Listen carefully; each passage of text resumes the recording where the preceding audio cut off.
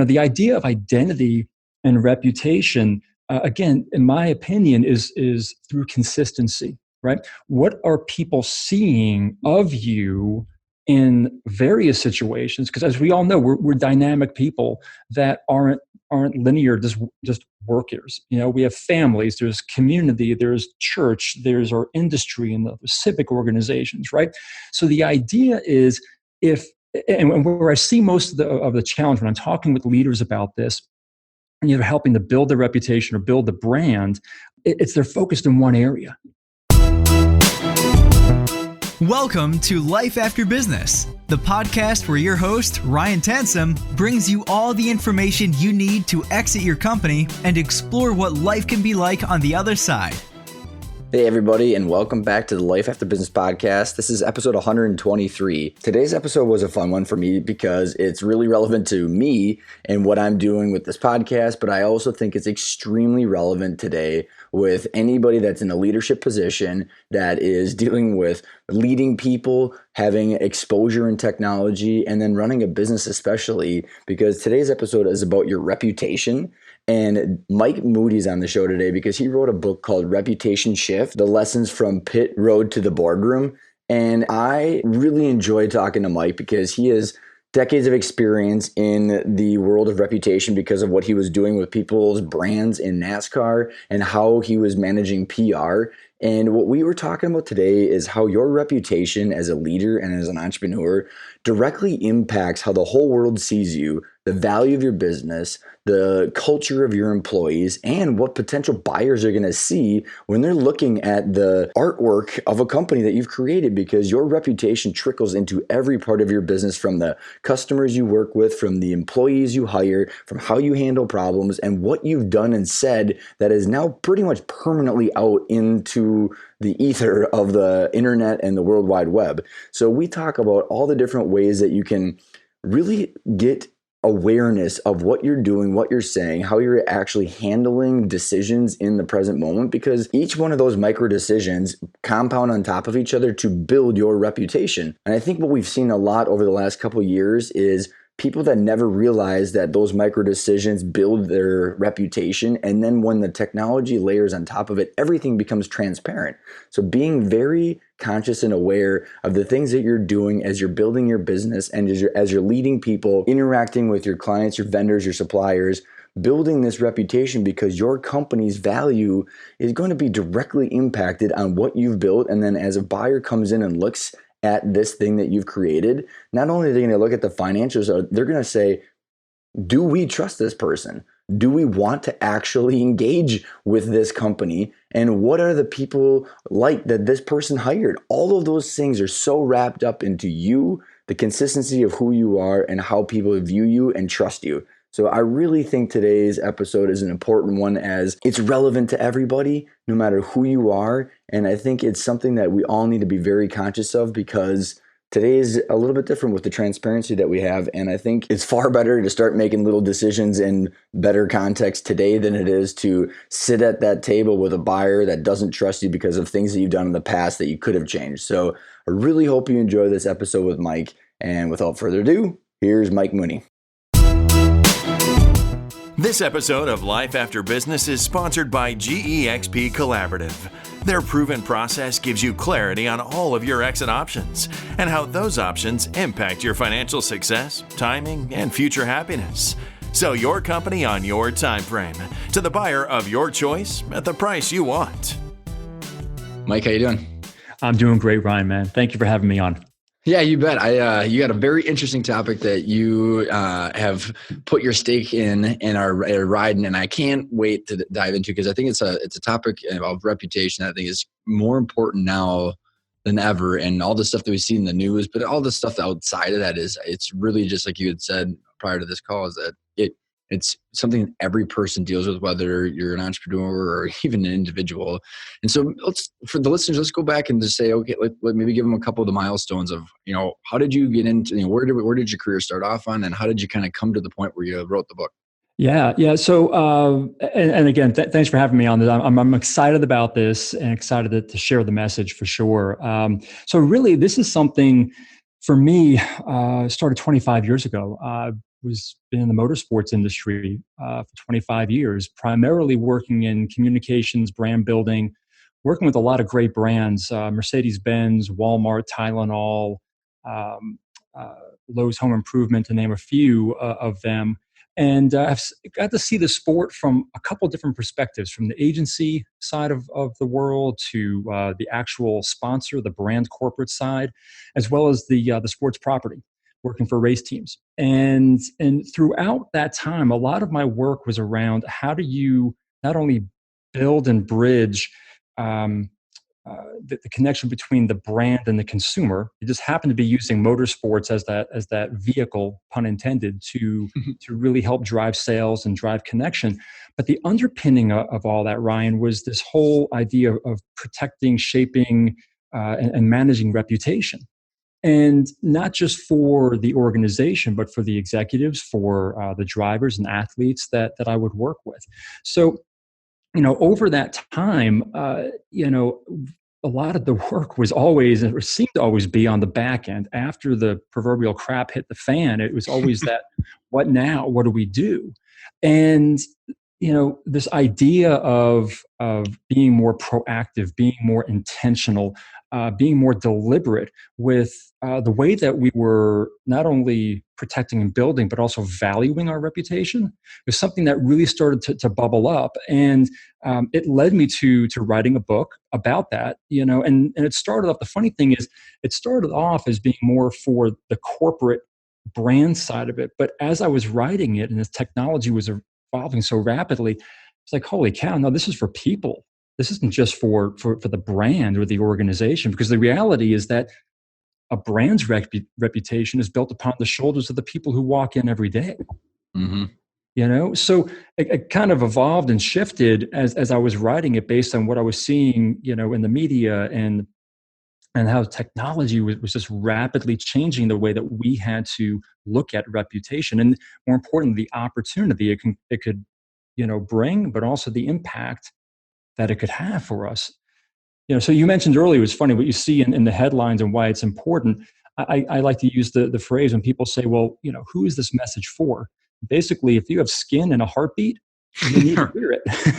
Right. And you've got any kind of interaction with other humans on a daily basis, right? Absolutely. So that was the idea, Ryan, was like, okay, so how do we take this idea of reputation, put it in a way that people can recognize the value, but then say, what can we do proactively? Because it's a fundamental shift in empowerment, in my opinion, from asking the question, what if, which is about, let's think about what we're doing and be more deliberate, versus what now? Because what now is like, stop the Way press. too late. Yeah, it's too late.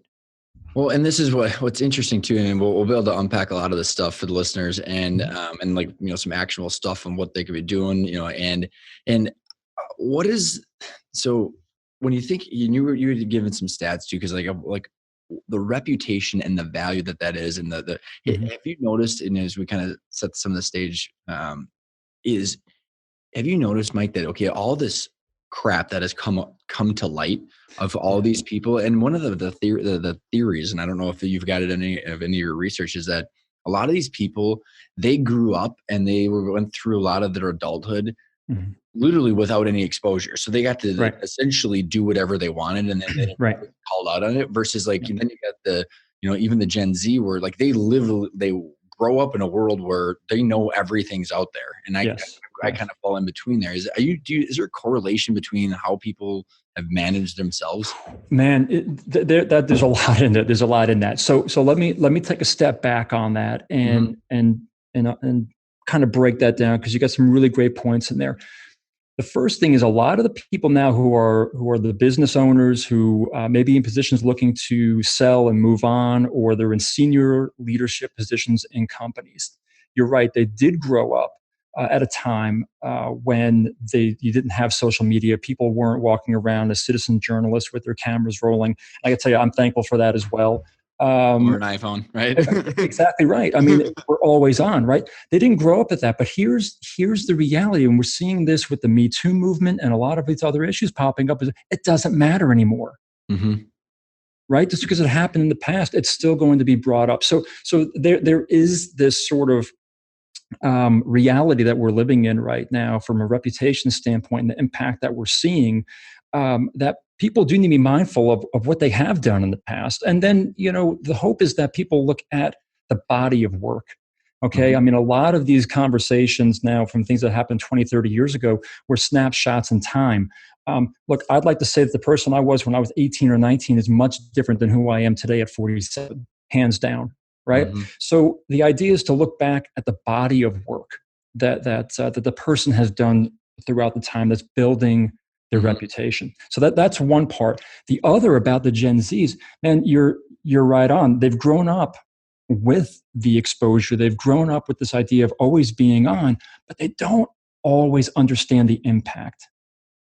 That's the scary part. They're Right. okay with it. They understand it, but they don't understand the impact. And the impact today could be everything from a pass on an interview to a pass on a promotion, right? To, I mean, it could be in relationships, networking. I mean, Mhm. the list goes on and on.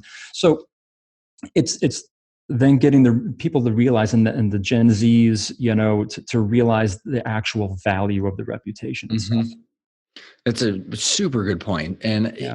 as before we even continue, like, what is your definition? And you have some cool stuff in the book. What is your definition of a reputation? And just so Yeah. as we continue the rest of this, like, what is it that you're referring to? What is the combination of variables that make that up, in your opinion? Yeah, yeah. So there are a lot of definitions out there for reputation. My simple one is your reputation speaks for you when you aren't there to speak for yourself. Pretty simple. I mean, Mhm. when you think about what it truly does for you, it is there speaking on your behalf. So the question is, what's it saying? You know? Mhm. And when you look at what makes up the reputation, there are a lot of different factors. I typically like to key in on two. One is values, and the other is trust. you know and a big point that I try to make in all this, Ryan, is that, well, I'll back up. I was doing a talk a few months ago, and I had a person in the audience say, well, it seems like you're kind of manipulating what people think of you and building your reputation and doing these, plotting out the way you act and what you say and how you interact with people. It seems like disingenuous. And I said, that's a really interesting point. That's a good point, actually. I'm glad you brought it up. I said, it's only disingenuous if it's not true to you. Mhm. If Mhm. it's not authentic to you, then yes, you are being disingenuous. You are manipulating a situation. So that's why I really make a big point that when you think about the reputation, your reputation, it's got to start with values. It's got to start with your values. So Mhm. in the book, I lay out an equation, which is kind of funny from a communications guy who's never really great in math, but I'm like, okay, I got to visualize this. And the equation is simply this: your values influence your decisions. Your decisions influence your behavior. Your consistent behavior over time is what becomes your reputation. So values plus decisions plus behavior over time equals reputation. It I all love it. starts When I there. saw that, I was just like, totally makes a ton of sense. So even if you had one equation the communications guy came up with, you Right. did it right. Awesome. Nailed it. Well, and I think what's really interesting, Mike, is that you have, so, as we kind of relate this to entrepreneurs Mhm. who have a unique thing that's been going on as they become more than their businesses, where there's a lot of, you and I were talking about, there's a lot of challenges with a lot of these entrepreneurs or business owners where they are their businesses, and Yep. there's this whole decoupling that should happen with them. And then who are they? And how Mhm. does that work? And how do you determine what the reputation is? And it trickles into their trade industry, Yeah. to all, Yeah. like, what their competitors say about them, to their Yeah. employees. I mean, it is a Yeah. big deal because they've been in the limelight Mhm. even before the quote unquote, social media or the internet kind of took that. So they've always kind of been there. So what is your experience out of all those variables? And then you had mentioned a stat that I want you to kind of recite, Mm. about the perceived value of that company and that Yeah. what the owner's done over time. Yeah. So it's an interesting sort of like knot that you have, if you want to think of the visual, Yeah. right, of the business and the owner, their personality, and gosh, let's not even throw an ego. Okay, let's Yeah, right, right. Which is a big because part of that knot. it's a huge part, and that's typically what gets things wadded up and knotted up. Is the ego in all of this. Because there's a saying that we used to use is unfortunately when you get to a pretty high point in your career, your industry, wherever it might be, you start to believe your own PR. Right. So you've got to keep yourself grounded in that sense. So, the idea of identity and reputation, again, in my opinion, is through consistency, right? What are people seeing of you in various situations? Because as we all know, we're dynamic people that aren't linear, just workers. We have families, there's community, there's church, there's our industry and the civic organizations, right? So the idea is, and where I see most of the challenge when I'm talking with leaders about this, and helping to build the reputation or build the brand, it's they're focused in one area. It's just my business. Well, okay, great. Well, what if the business goes away? To your point, what if it's sold? Then what? Who are you? Mm-hmm. What are you? So the diversification of your activity and the consistency that people see throughout all those touch points and experiences are what's going to drive your overall reputation. And to your point with that stat, basically, the research has shown that 50% of a company's value is tied to their CEO's reputation. And to give the simple example, you can see that in publicly traded companies, not to the 50% mark, but you'll see when a new CEO comes in, what does their stock do? Mm-hmm. It'll go up or down based upon the reputation of the results that they have delivered in their previous work, Mm-hmm. right?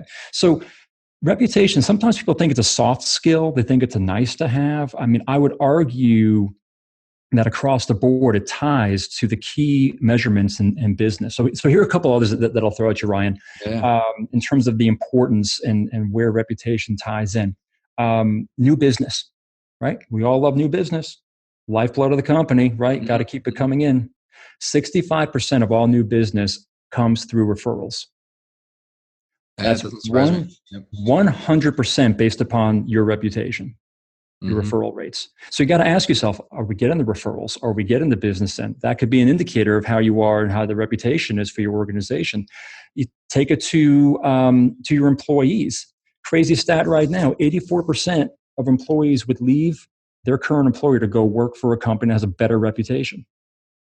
Yep. So close your eyes for a second. I ask your listeners, close your eyes for a second and imagine 84% of your employees walking out the door. And who would they go to and why? Gosh, you're exactly right. You're exactly right. Yeah. Surely a competitor, or just out altogether. But you think about the intellectual capital that just walked out, the institutional knowledge that just walked out the door because of something that you as the leader of the organization could have done something about if you were thinking about it proactively. So then let's peel it back even in one more layer too is of, okay, so what are the different things that you see, maybe a couple of different things in the inconsistencies, maybe in those different silos? So what are the challenges or the breaking points that you see of people that impact the reputation that they might not know? Is that, so maybe some of the fundamentals of the reputation, then we can kind of talk about what are the ways that people see that stuff? Yeah. Here's a really simple one where it breaks off, Ryan, is that people don't think that what they do in the small moments matter. If you think about it, life is a series of small moments strung together. Okay. And they always think I've got to be on and be doing the right things when people are watching, when it matters, when I've got to be on, I got to make that big decision, whatever it might be. But what people are watching most is the day-to-day, the interactions you have, the decisions you make, the things you say or the things that you don't say, as a leader. Those typically are those break points where, people aren't looking at just the one big moment in time. There are those defining moments. There are those Tylenol moments in our lives where you've got to make a huge decision. You've got to be on your game because a lot's riding on it. The reality is, man, that's maybe 2% of our time. So what are you doing the other 98%? How are you living out the values? How are you, bringing that to life? And do you see, Mike, that is it because of a lot of people are just reacting in the moments instead of actually consciously thinking about what they are? And is there a correlation between that and not having like a set of standards of how they make decisions, whether you call them values or principles or whatever it is? So I had a CEO tell me this about 2 months ago. He said, Mike, I feel like I've got two decisions. I can either make a great company, or I can make next quarter. Right? Think about that. I can make a great company, or I can make next quarter. So where that led me to believe, and I said, man, I get it. I understand. You have immense pressure. You have shareholders. You have a large employee base, a lot of responsibility. I don't think that those two terms have to be mutually exclusive, right? So I think if you build a great organization, you won't have to worry about next quarter or the quarter after that or the quarter after that. But to your question is, I really do believe that we are living in such a reactionary world right now, where so much is coming at us. So much is coming at us. I mean, especially with business owners right now, new data, new information, new insights and trends, different departments needing different things. Holy cow, you make a plan, but what good is it when you get the next curveball coming in? So I think it really is people coming down to saying, I got to prioritize. And right now I'm going to prioritize the business and the product over me or my reputation. It sort of falls down that value chain, unfortunately. Unfortunately, that's just what I'm seeing and hearing right now. So and then, which makes a ton of sense. And I think that prioritization gets flip-flopped because of pressures of needing to make the financial marks or whatever it is. And do you have it is also something so Ray Dalio wrote a book called Principles. I don't know if you've heard of that book, but it's about how the principles that he views his life and work and all this stuff. But it's consciously saying, if you were sitting across from me, we're on video right now, but if you were sitting across from me, how do I deal with my phone when it buzzes? Literally consciously thinking about this. And I'm going to be staring at Mike in the face and not pick up my phone, because that's the kind of person I want to be, versus just randomly doing stuff, which I think. Or, I mean, but even the little cues that you might make. So something that I've noticed, a gentleman did when I had a meeting with him, and I said, wow, I really respected it. And I actually do it now. And it was the smallest thing, man. We sat down to meet. He's a busy guy. He's running 3 companies. When we sat down, he had his phone. And you know what he did with his phone? He had it here, and he just turned it down, and he put it on the table face down. Just that little gesture told me that he was thinking about our time together, the value he was going to give to that, but that it meant enough that he was going to turn that phone down for the time that we had. Right. So that gets back to your point of, I don't think that people are really consciously engaging and thinking about the impact. I think, in ways we're losing connection with the personal touch that makes the personal connections meaningful, which again, and gets back to reputation, if you want to tie that back, I think we can all think of examples when we're meeting with somebody and you're in the middle of something and their phone buzzes, and what do? They look right down, and they pick it up. Oh, hey, just give me a second. Right. But that's the other part of it too. For leaders, and this is off topic perhaps, but I really think, I'm going to take the word think. I believe that leaders today need to be ingraining these courtesies back and training these younger and not just younger, but up and down the chain, because we all fall into it at any age. So I don't want to just pin it on the younger. Well, and actually, if I could even interject there for a second too, is I think that sometimes that I notice that it's funny, because I think that the millennials kind of have almost some of the best etiquette because the baby boomers didn't grow up with this stuff, so they don't actually know how to manage themselves. And then the Gen Zs literally are just plugged in and just trudging along. So everything spans all the different generations. Exactly right. So, that was kind of a little off ramp there, but still I think is valid and important when we were talking about reputation. It's the interaction and the respect that you're showing somebody when you're in that moment. So then let's talk about consciously building the reputation that you want. And then how do you do that when you said earlier that it's your authentic, genuine self and how you are? How do you bridge those? So how do you build the plan and say, here's who I am or who I want to be? And maybe there's a process there that you can give us some insight on. And then how do I actually go do that? Because I think as we tie that back into what that means to have as a business and eventual exit, and then afterwards, I think there's a way that you can tie what you're talking about here into the essentially building the new vision and the new person that you want to be outside of your business. Yeah. So there's a lot to go through, and I'll try to kind of keep it high level for the conversation that we've got. But again, it all starts with the values. I mean, it takes a person time to sit back. It's not enough. We typically rush to the do. We typically rush to, okay, I don't have time for the pre-work. I know what I've got to do. Let me go do it. You got to ask yourself, why?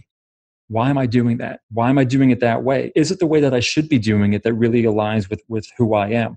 So I would say, again, it all starts with values and making sure that you're dialed in with your values. Is it, of trust? Is it of courtesy or consideration? Is it about, whatever that is for you? And then quite honestly, it is consciously ensuring that you're living into that in your daily interactions with people in all the different areas, like I was saying before, not just in work, not just with your family, not just with church, because I think we see people, and you could probably think of folks in your life that you've come across that you see them in one place and they're one way, and you see them at church and they're another way, or you see them at, the restaurant. It's like, I don't know who you are. Right? Because the consistency isn't there. So again, I start with values. You figure out how do you plug that in to all the areas of your life from there, and you use them as your filters. I was big in scouting as a kid, and my son, a proud dad plug, got his Eagle Scout earlier in the year. So we did a lot of time out backpacking out in the backcountry, and there's this idea of the 1 degree of behavior, Ryan, right? Where if you take a compass, right, ahead, and you have your heading, you put it on your due north. If you're 1 degree off that heading of north, or wherever you're going, we'll just call it north for the example. If you're 1 degree off and you go a mile, okay, you're going to be about 90 feet off of where you started. You can still see where you need to be. You can correct, get over there, and stay on your journey. If you stay on that heading of 1 degree off from Charlotte, North Carolina, and fly to Los Angeles, when you land, you're more than 50 miles off course. Mm-hmm. All right. So I love that example because it really illustrates the impact of short-term and long-term decisions that are just a little bit off of your values, right? We can rationalize things so darn well these days into decisions, right? And doing something for the short-term gain versus thinking of long-term. So I would say that's another part where people have got to ground and think about, am I off a little bit? Am I on? Okay. Mm-hmm. So staying true to where you're going. And the other part too, man, I'll tell you that is really important and people get scared about is in order to understand your reputation and say, this is what I want it to be, you have to know what it is now. Right. And that scares the crap out of people, man, because that means now I got to look in the mirror, and it's not going to be just me looking in the mirror. I'm going to have to ask other people. I'm going to have to really take a good hard look at how I've treated people, how I've worked, what I've produced. Right. So one of the things in the book, one of the tips that I put in there is showing people how to do a reputation audit, how to really go out there and get a good sense of where am I right now? Where's that baseline? Mm-hmm. Because you can't fix something, you can't strengthen something if you don't know what it is that you're working with. So in the different, the different actions that you keep talking about, like of that 1 degree and the thing. So I think a lot of people can think about the interactions that they have with people in face-to-face, like our phone, example and stuff like that. But what are other ways that you see that the internet and social media has exacerbated the situation? And before you even answer that question, are you familiar with Gary Vaynerchuk at all? Yeah. So I saw Gary V. Gary V. Yeah, he would be an awesome guy for you to end up doing an interview with or something like that, because he. I don't know. Maybe I can find a way to make a connection, but I saw him speak, and he said that the internet just makes everybody more clear of who they are, right? I mean, it's not like they're changing anybody; it's just more visual, more exposure into how they actually are as a person. So what are those different ways that you see that the internet and the social media and the avenues that people make decisions in that if someone's listening and they don't know, what else do I do? That is a digital world that impacts this stuff. Yeah. So it's funny. It reminds me of of a cartoon that I saw where it's a guy sitting across the table being interviewed. And the gentleman who's the interviewing manager says, well, according to LinkedIn, it looks like, you're very detail oriented, you're driven, and you produce great results. But according to Facebook, you like Jack Daniels and you're very comfortable with your body. Right. And I love that because, that speaks to, again, this idea of consistency, right, in the channels, and more importantly, what are we putting out there?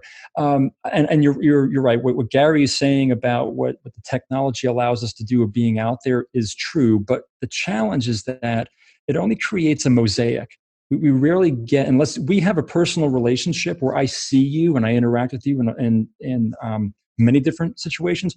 The rest of what we see are mosaics, just bits and pieces of what we'd see on LinkedIn or Instagram or Twitter or Facebook or what have you. So that's why it's more important than ever that you really think about what is it that you're putting out there, and is it representing who I want to be and what I stand for and what matters to me. And then the key thing then is stringing that all together so that people, if they do check you out on LinkedIn, they see one thing, but it also is backed up and validated by what they might see on your Instagram feed or what they might see you posting on Twitter, or if you're on Facebook, friend, whatever that might be. So I would say, it's first about, you've got to do the pre-work, which is inside. You got to dig in and figure out, what do I stand for? What do I want to be? What do I want it to be? Sometimes I even use this example, and it's been used before, is, start with your legacy. What do you want your legacy to be? Right? What are those things? And it's not just about, I sold my company and made a killing. It's what did you do in your family life? What did you do in your community? Right? So look at it from that multidimensional standpoint.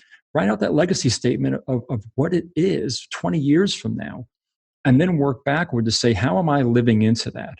Okay, so that's one step you can do. The other then is the internal work of getting your values lined up and making sure that you're really square with yourself and being true with yourself, right? And doing that work.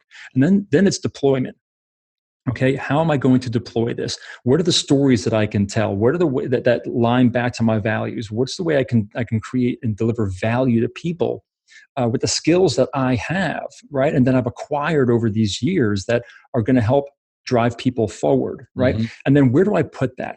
Where are the places that I go to tell those stories, right? Now, that's a very truncated example of sort of how you take it from the internal to then identifying, where you deploy it, what you're saying, and then how it's seen across the channels. But, man, I'd say that it's critical. It's critical that people are being consistent and over time.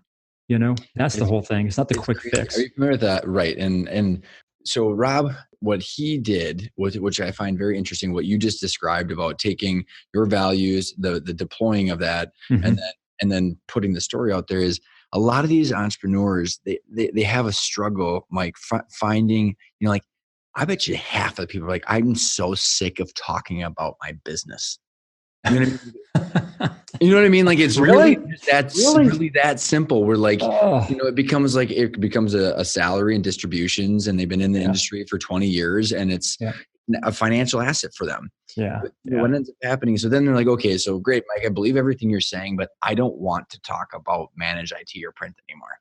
I mean, who am I? And that's where there's this whole like identity piece. And then it comes down to, okay, well, how do you use your reputation to help your business, but also help re-identify who you are? And this Rob Dubé, he literally owned a printing business, and he started, it was like meditation, and it was all about meditation and do nothing will actually better your life. And so he started creating this whole, brand around himself. Yeah, I love it.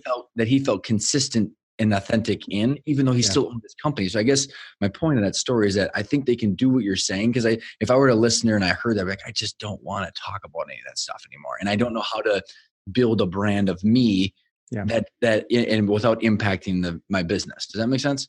No, it does. It does. And I'm working with some people where we're having that conversation where they're either, they've been working in an industry for 20 plus years and have been at the top of their game, and now they've jumped out with a small startup and they've got to, start from scratch. And they'll say, Mike, I've spent 20 years building my company's brand, but where the heck do I stand in this? And what do I do? And you got the people who are sitting there going, to your point, oh crap, I got to think about this now because I've just sold my company, you know? Mm-hmm. And I'd say you're not too late, but man, the clock is ticking. You know, if you're at that point, it's never too late, but you got to get on it. You've got to be thinking about that now, you know? So I try to take people through, you know, a couple different stages on that for their own brand. And, you know, basically again, starting with the values and what do you want to be known for? You know, what are those points, right? But then I throw out the RTBs, right? Reasons to believe, right? So you say that you want to be known for, you know, excellence, or in your world, right? For helping business owners and families understand how to package, sell, and move through that whole very tedious and challenging process. What are the reasons to believe? Why should I believe you? Mm-hmm. Right. So you got to take stock in the work that you've done and the experience that you have to be able to say, no, well, this is why I've got the game, because I've lived and I've done this. Okay, well, great. Now that you've got that, now where do you want to put that? Where does it go? Like, and is it an offshoot? You know, would you want to create content that's going to help educate people? Okay, well, who are those people? Let's identify the target audiences. And then what are you going to say to them? Why does it matter, you know, to them? Right. So you get this sort of like rhythmic process that you go through that does, for people who have been in the seat for a long time and they're jumping out, can still leverage their experience through those reasons to believe. And that's something that again, it takes that introspective time for people to sit there and say, okay, you know, I mean, I don't want to talk about my business anymore, but the business has done a lot for me and is actually going to help catapult me into the next chapter of my life. Well, and what's really cool, Mike, is so Dennis, who introduced us, he also helped me get Jay and some of the Halftime Institute people, which is this whole great people. Yes. Right. Amazing. Yes. And what I think that correlates to what you just said is there's this S curve, right?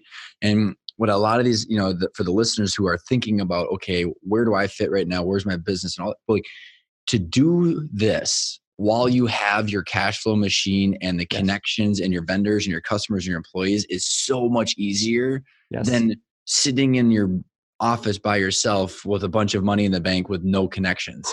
Now what? Because here's the thing, you know, what people have to remember in this conversation, especially with what you just illustrated there, because it's so true, Ryan. It's one word: relevance. Right. Relevance. Right. And relevance is that one thing that will cut through the clutter, that will get people to put the phone down, that will get them to kind of minimize a screen to hear something. Right. Well, and you got to ask yourself, when am I most relevant?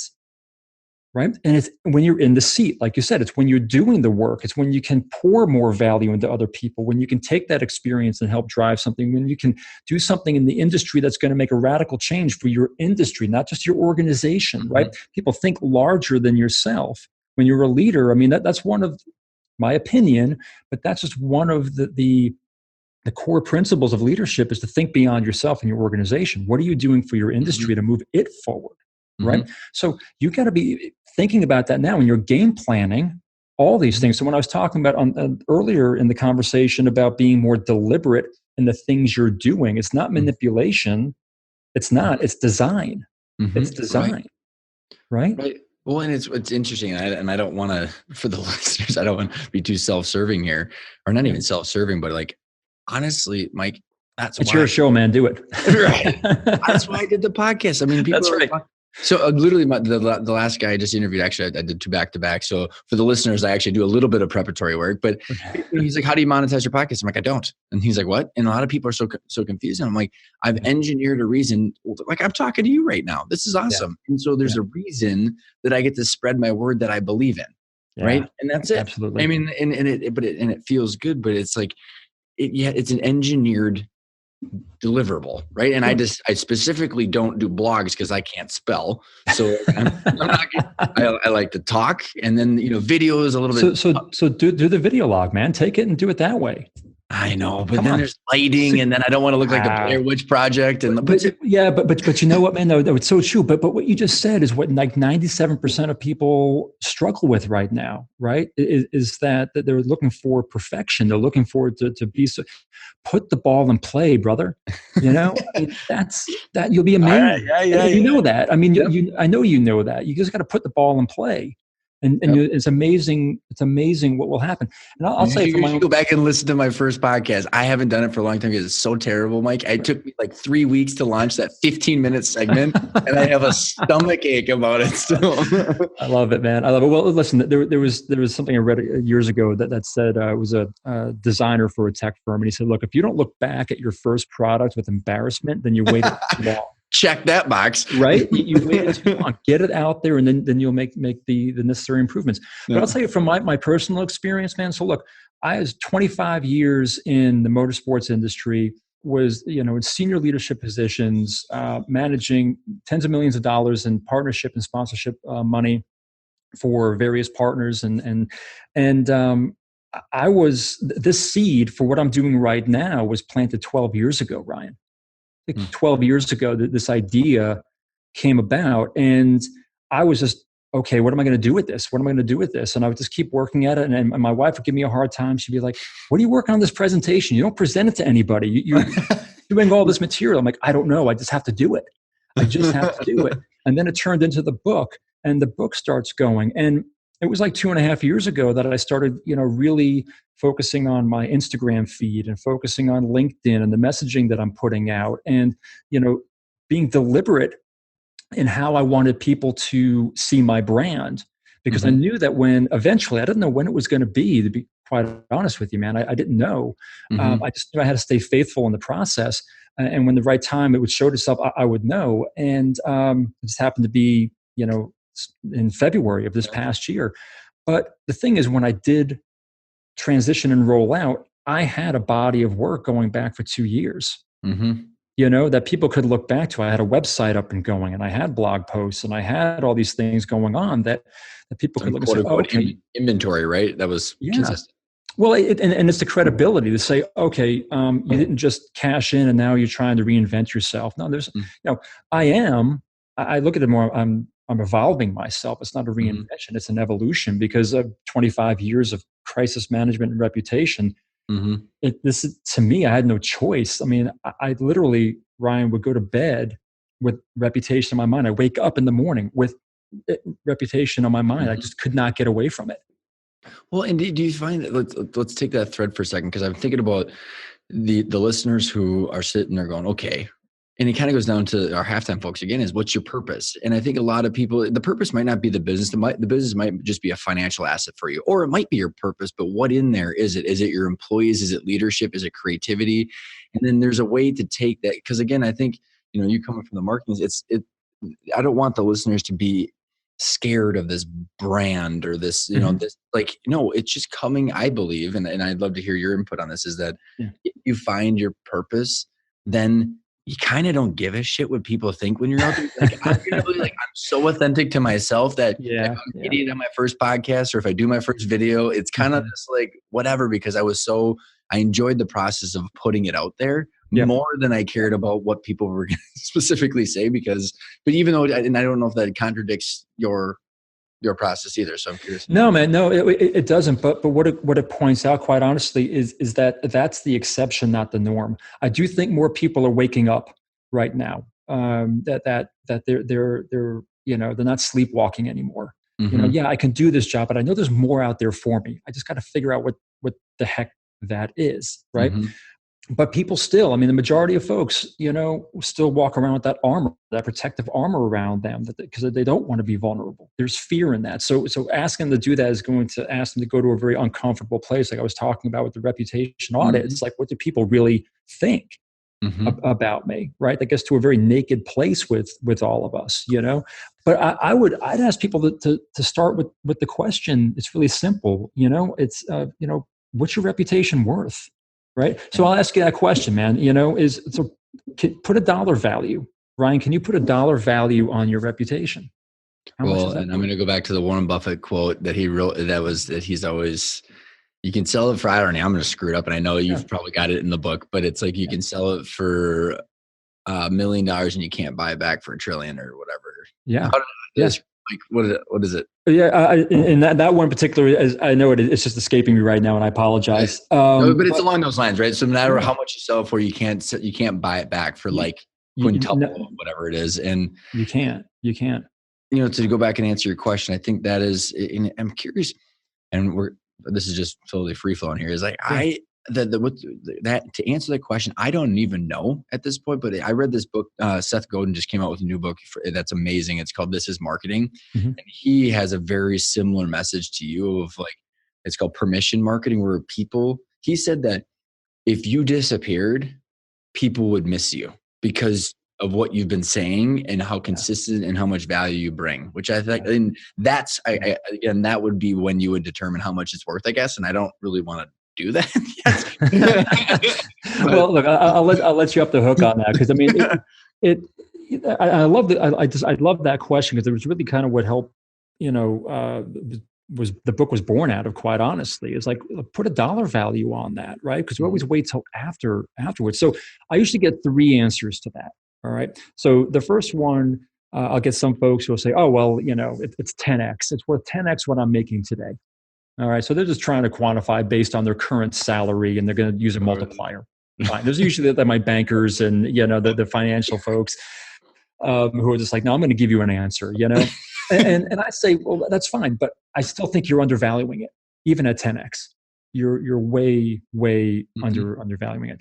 The other one is, gosh, I never really thought of it that way.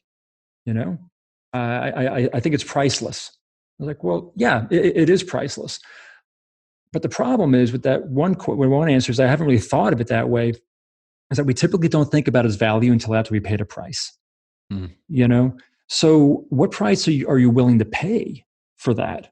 That's the question, that I would challenge your listeners to, I challenge you to, is to say, what is it worth to you? And are you willing to walk away from that just because you didn't give it the time to think about the contribution you can make? And that's really what it comes back to, right? I mean, people might think, oh, reputation, that's ego. It's what I want people to think. Well, you know what? If you were to look at it differently, from a more servant, mindset or heart place, it's really about, what do I want to contribute? And contribute on a daily basis. Maybe you think of it that way, and that maybe eases that ego lens a little bit, but that's really what it's about. Well, and what's interesting that how you worded that too, Mike, is that, so when and it kind of, I could go so many different directions with this. When you talk about the practical of, okay, so if I want to buy your company, so as a buyer, so that's when you don't know what your reputation is worth until that exact situation happens. So, we, on the show, we talk about due diligence and quality of earnings and taxes and growing the value and customer base, blah, blah, blah, blah. But like you said, it's really going to be saying, okay, because it literally, as a buyer, as a business buyer, so much of that is based on trust and understanding that I'm going to be trusting what that seller is telling me. And so what happens is a lot of private equity firms or business buyers, Mike, will actually call the customers. Smart. And so and if you think about all the reputation that boils all those micro decisions all the way down to, how are those customers interacting with customer service? It all trickles downhill, and you're not going to know until way too late. Well, and that's exactly right. And it's too late at that point. It's too late. You can't fix it at that point, because someone's going to walk away from the table. Right? Again, based on something that you could have done and worked with and handled if you've been proactive, instead of the what now. What do we do now? And that's where, one of the exercises I like to take groups through on this journey really is the idea of exploring risk. Right? People don't like to do that, but I believe that there's huge opportunity in risk, and identifying what risk is there to your business right now. And I'm not talking about the business resiliency and if the power goes down, or if the boat doesn't make it across the channel and all. I'm talking about, what are the risks that could happen to your organization that are going to impact your reputation. Okay. And it's not just to your company itself. I like to take people a step further out and talk about their industry. Right. So as an example, like if you were in the home mortgage business, right, in say 2008, 2009, right? Oof. Yeah. Right? Great times for it. But you didn't have to work for Countrywide Mortgage. That if you talk to someone that says, hey, Ryan, what do you do? Well, I'm in home mortgages, where the stink of what was happening in that industry was not going to rub off on you, Mm-hmm. right? Therein lies opportunity, right? If you're looking at what's being said about your industry, what are customers saying about it? What's going on in the news? And then find opportunities to actually stave those off, Mm-hmm. right? Create protection, which then creates distinction, Hmm. right? Yeah. You can absolutely now, and that's kind of like that Tylenol moment where Tylenol had their own issue with their capsules, but they did something that wasn't just good for their particular company. It was across the industry that Mm-hmm. set a new industry standard that then they can start using in all their promotions, their customer service, their sales. I mean, that's where I challenge business owners and leaders to really think about risk in a way that can actually help them drive their business Mm-hmm. and Well, reputation. and I think so. There's the big monumental things, and I'll give another example of that too. And my dad just hammered this into my head from a long time ago. We used to have this big like when he was like barely growing and making like no money back in the early days. One of our big customers, he took an entire order back and just like ate like $100,000, and Mm. they never Wow. left Wow. him. They were our staple. It was kind of the Tylenol moment. Mm-hmm. And it was like, okay, that's a great example. And there was a specific hard cost to that, but then, you can't really quantify the reputation thing after that. But I think, outside of those examples, Mike, is like the small micro ones. And I think, I remember what I was going to say earlier is Robert Cialdini. I don't know if you've ever heard of his book, Influence. Mm. And one of the top 6 ways that people build influence, and that's in the psychology of people. One of them is consistency and how you show up. And so describe like maybe a little bit more detail of what you mean by consistency. Well, it is sort of what it says. It is in various situations being consistent with who you say you are, right? It's walking that walk, not just talking the talk. So it really is, and that's tough. It's not easy. It's not easy because, like I said before, you got so many different competing things going on in your head of rationalizing a decision for the short term, maybe just internal fear of failure or whatever it might be, or the rejection, what have you. But no, consistency truly is just that. It is showing up with those values that you're living out. I mean, I look at organizations like Chick-fil-A is a great one, right? Where they're consistent with their values, not only in how their leadership shows up, but you see how it's woven through all the different aspects of their business and that their employees buy into it. Mm-hmm. Right. So that's consistency. As a leader, it's not just for you showing up, but if you're looking at your organization, it's how the rest of your company is showing up and living into it. Now, I'll share with you a really scary statistic that I came across earlier in the week from a Gallup poll that said basically 27% of employees actually believe their company values. You believe that? Unfortunately, probably, but that's So pretty crazy. 73% of employees don't. How scary is that? Mm-hmm. Right. And that gets back to authenticity. That gets back to the leadership, right? It comes back there. So in that space, you think about consistency. There is, as individuals, how we're showing up in all of our various situations, which means that we've got to keep our emotions in check, right? We can't fly off the handle. It's the inconsistencies that drive people to distrust you and not sure. So which Ryan am I going to get today? Have you ever been around people like that? Mm-hmm. Unfortunately, like a lot of people, and I don't think people. I totally agree, and I think, and that's why Robert in his book talks about that, is because I want to just consistent. Like if I'm going to talk to Mike today, is he going to be short and tempered with me, or is he going to be loving and listening? Or is like. And I think that trickles into the whole operations, right? Like, am I going to get my bonus or not? Or am I going to get this or am I not? Or how are they going to deal with this sales leader? Like, how am I going to, like, you just, and the thing is people, I think, just give up and they're just like, screwed. I don't want to like engage with this person anymore because it's too much work. Well, it is. It's draining emotionally, physically, mentally. It's all of those things. That's where it's funny. The word blind spots come up. Right. So 2 things. Let me jump back. The one point where you said, hey, what mic am I going to get today? Is it going to be short and curt? Is it going to be loving and listening? I think there's a place though too, and this is again into values and being transparent and authentic with people, that if I'm having a bad day, I want to be able to say, Ryan, look, man, I'm having a bad day, so I'm probably not going to be all in on this conversation right now. And if I'm a little short, it's not really you; it's this other stuff that's bleeding into our conversation. Honestly, I think that goes a long way.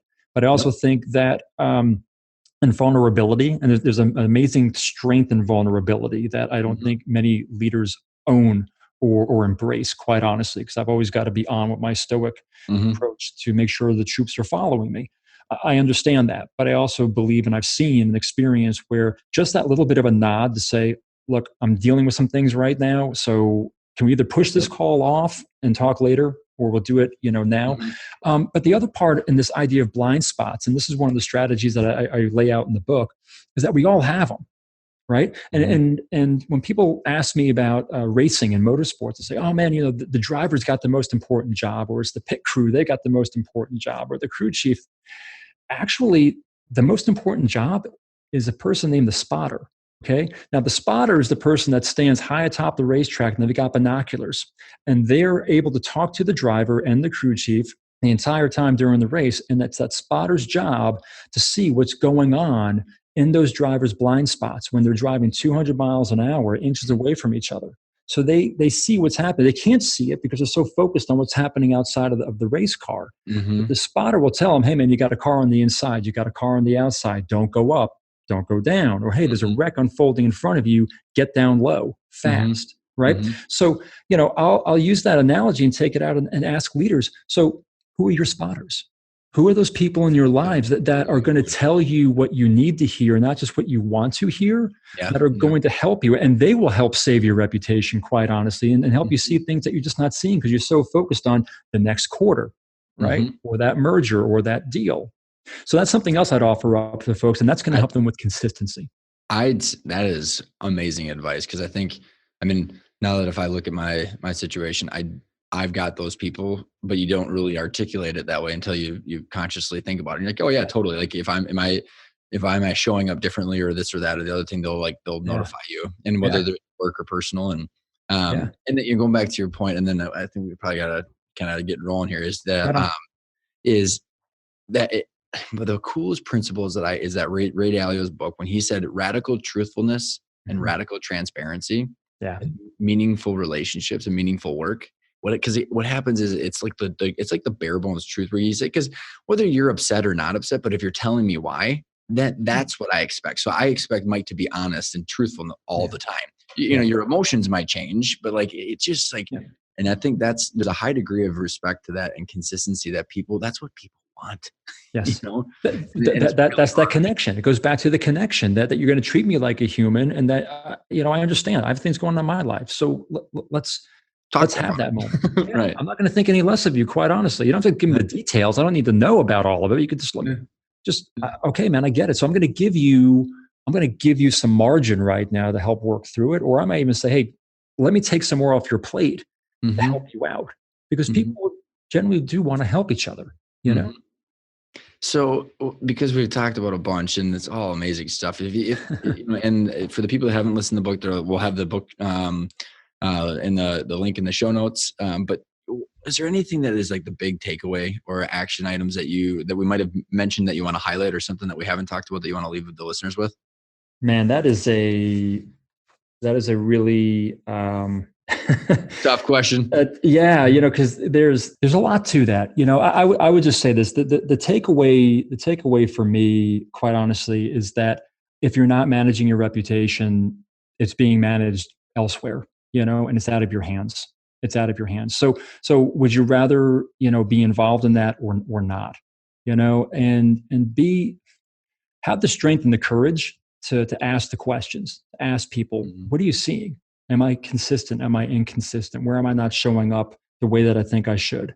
And then have the guts to listen to that and thank them for it.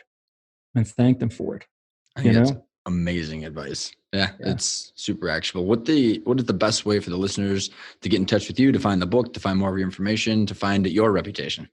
Awesome, man. So yeah, you can go to MikeMooney.com. That's Mooney. So MikeMooney.com. You can find the book on Amazon as well. But if you buy it through the site, then I get a trigger and I can sign it for you and send it out. And then, I'm on LinkedIn, and then my social handles are at Mike_Mooney. You can find me on Twitter and Instagram. That's awesome. Mike, I had a blast. I'm super happy you came on the show. Yeah, man. Listen, Ryan, I thank you. And I think the work you're doing is just so needed. So thank you for putting yourself out there and doing this great work. You're helping a lot of people. And thank you for that. Thanks, Mike. Appreciate it. Well, I hope you guys all enjoyed that interview with Mike. This is a really fun topic because it's really the stuff that matters today. And as a leader and as an owner of a business, you should be paying attention to every single interaction you have with the people that you come across every single day, your employees, your vendors, your customers, anybody that you're touching has a ripple effect into what they think about you, what they think about your business, what they think about your culture. And it is directly related to how people perceive you, not only internally, but what the future buyers are going to look at you. I really believe that the culture that we create in our companies, that is what's really lasting. Small Giants, Bo Burlingham, and there's so many organizations out there talking about the cultures, and that culture eats strategy for breakfast. So if that's the case, then what you're doing trickles into your whole organization and therefore creates your reputation. Your culture is a reflection of you. So whether you're going to do an ESOP, an internal transition, or some third party goes to your website, calls your customers, interviews your management, it's all going to come out. So do the right things now, because not only will you feel good about it, you'll create a really, really lasting impact that is positive with everybody else, and you will get more value for your business and have a higher degree of a probability of getting the exit and the potential buyer that you want. So if you're already living every day with intentionality in your interactions of knowing that you're doing the right things, being authentic to yourself, being positive to everybody else, then keep doing it, because you will be rewarded on the other end. But then also, if you're not, and you just